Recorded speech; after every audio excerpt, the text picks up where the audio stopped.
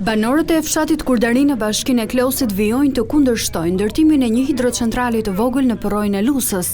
Mëngjesin e kësaj të premte, ata kanë përzënë mjetet e firmës private sapo kanë vënë re që kishte nisur puna.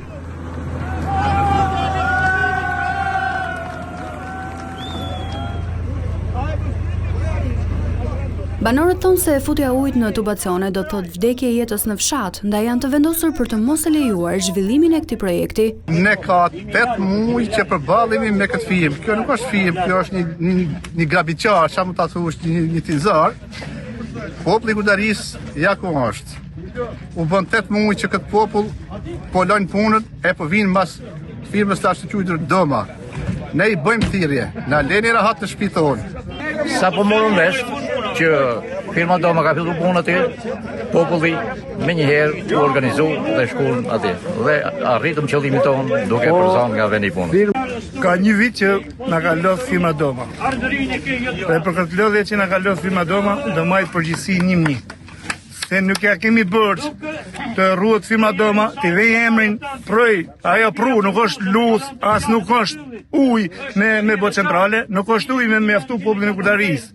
Se rezervaj që e ka bo partia e punës, që ka shkull shtëpiat, ka bo rezervaj, nuk e ka bo kot, e ka bo se ishte ujë që nuk na mjaftonte.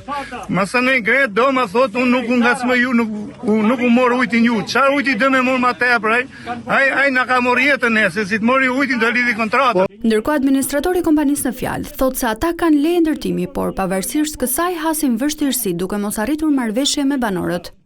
Ne kemi një leje ndërtimi dhe po e zbatojmë.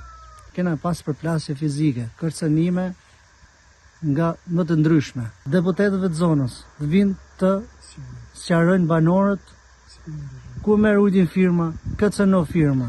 I bëj thirrje kryetarës bashkisë Klos të vije të sqaroj banorët, të marri projektin dorë dhe të thotë firma këtu merr ujin, firma këtu lëshon ujin. Protestat e vazhdueshme të banorëve të Kurdarisë prej gati 8 muajsh janë zhvilluar duke mos lejuar punonjësit e kompanisë të shkojnë në kantier. Ata kanë ruajtur zonën ditë e natë të ndarë në disa grupe.